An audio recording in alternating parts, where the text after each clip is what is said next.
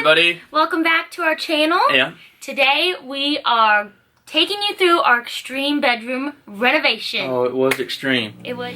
So this space really transformed from like a dungeon. It was nothing. Block walls, no ceiling. It was crazy. And now it's a cozy little bedroom for us. Yeah.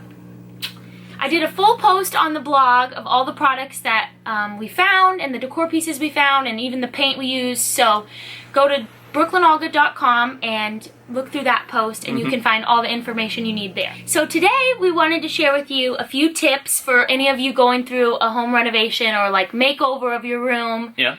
We definitely learned a few things in the process because this was actually, after Sean bought this house, this was the first room we did. Right. So it was like a huge learning curve. And we made some mistakes. Yeah, we struggled and made some mistakes. Luckily we had some help along the way, but yeah, it was, very thankful. it was a struggle.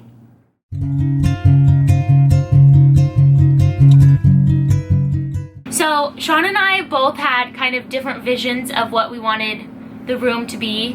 Basically the only thing we really agreed on was gray. Right. We loved the gray walls. And so take them through what you thought. I was thinking more of like a masculine, dark woods, dark walls, just a darker... Yeah, more like earthy tones. Right. And I was more feminine, like white and really bright and airy and just so girly. So we definitely knew we wanted to paint it gray, so that was just our starting point. And then we kind of had to compromise on certain things. So one of the big purchases that Sean so-called won on was our bedroom set, all the furniture that we bought for the bedroom. So that stuff right back there. Yeah. So I was thinking, oh, let's get white furniture or gray furniture, and we went and looked and we found this big bedroom set, and he fell in love with it, and I was a little bit leery about it at first, but I am so glad we went with it because it's the perfect balance. Oh, so it's so nice. So anyways, it was really good that he picked those out. We love them now. So that's what I'm saying is, if you don't agree or you don't have the same vision, just try to establish a common ground from the very beginning, so then the whole project you can kind of have the same goal. the same goal.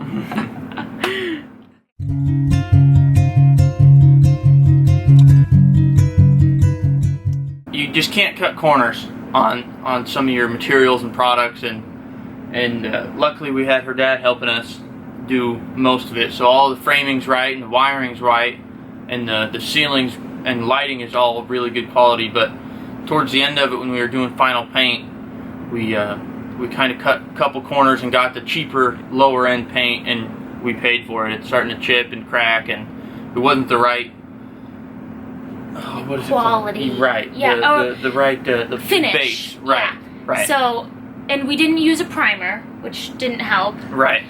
But luckily that was about the only thing that we cut a corner on. The carpet's good quality, the trim, lighting, ceiling, furniture, everything's good, but that was about our only slip up. Yeah. So we learned our lesson on that. Or when we did our living room, we made sure to get some good quality paint because that made all the difference. And it does stink to go and spend like hundreds of dollars, literally. Paint, I never knew paint was so expensive. No.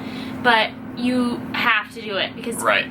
I painted 4 coats of paint in this room, and it's still not perfect. I can't remember what paint it was, but it was Behr. I linked it in the blog, but it was Behr.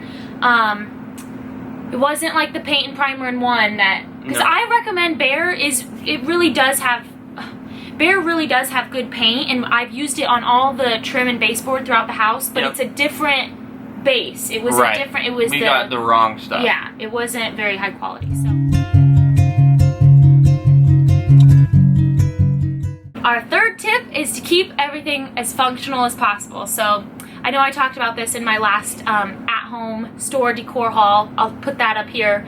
But basically, I never buy anything that isn't functional or like serves a purpose. So for some of you, like our white duvet cover might not be functional for you. If you have like little kids or dogs, that'll get it really dirty. And don't get us wrong, we do get it dirty. Right, and I've bleached this thing many times. Right. But I know white is not functional for everyone, so get gray or, you know, get a different color. And so it's those types of things that you always want to keep your space functional and just simplistic. Right. Okay, and then our fourth and last tip is to buy affordable decor pieces. Yes. So by the time we got done actually remodeling and like building the frame and getting structure the room, and lights and everything done, we were like, ugh, we don't really have a lot of room left to, or money left to really make this place like amazing. So I just had to get creative, and I went to a lot of like lower end stores, and by lower end I just mean not Williams Sonoma or some of those higher end decor places. So TJ Maxx. Right. She'd text me all the time, hey, I'm going to TJ Maxx. I'm like, oh God. She's gonna have bags when she comes home. So TJ Maxx is awesome for decor.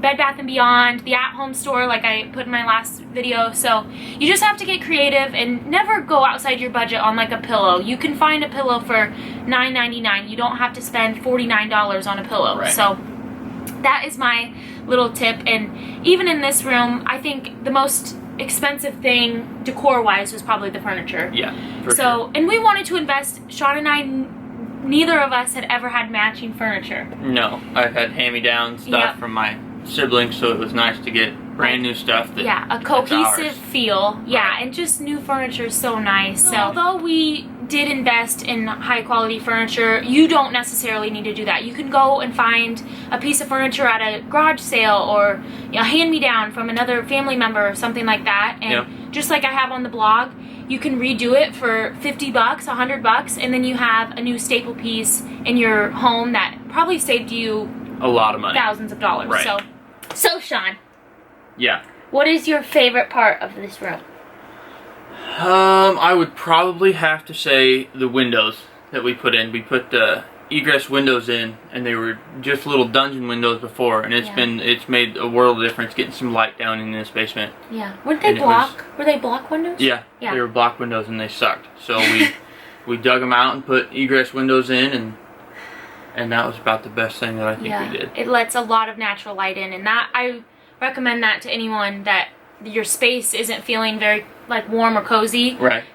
Open them windows, girl. Yeah, let the light in. It just makes everything feel natural and come together. So. What's your favorite part? Oh, I think that's a hard one. I honestly think the ceiling and the can lights were like really did it for me. Here's another thing with those can lights. People are always going to want to put a dimmer switch in. Don't do it. It sounds so cool, but we've used it maybe once. And the dimmer switch, it was like they're 70, way more expensive. 100 more bucks, and we've never used it. No, it's pointless. When we put in this drop ceiling, it just really changed the room and made everything a lot brighter when having a white ceiling. So, and the can lights help. Also, the closet. Yeah. Sean, tell them. There was the storage under the stairs was in the laundry room, the next room over. And so we took it out of the laundry room and put a door in, and now the closet for this room was under the stairs. It worked out perfect. Put a light in there and closet racks. It's just it's perfect. So it saved us a lot of room too, because we were going to have to build a closet like externally, if that makes sense. So it would be sitting in the room. But Sean had the great idea of building it under the stairs. So it worked out perfect. So thank you guys for watching. I hope you enjoyed this. We'll have to do more like this. We actually have redone another room, so that's going to come in the future. So stay tuned and you'll see that too. Yeah, and if you like this video, give it a big thumbs up and make sure you're subscribed. That means a lot to us, and we just appreciate your guys' support and love. So come back and see us. Thanks for watching. Bye.